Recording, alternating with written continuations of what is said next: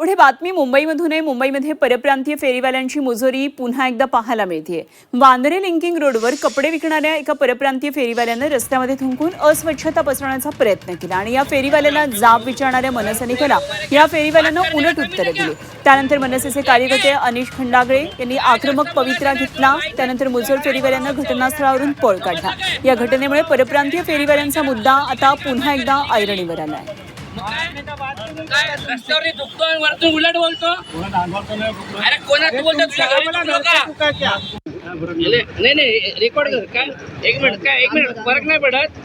रस्त्यावर दुखणार असं बघ काय बोलतोय बघा बोलतो फरक नाही पडत मला।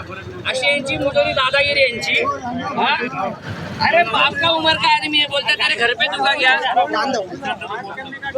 काय तेरे घर पे दुखा क्या।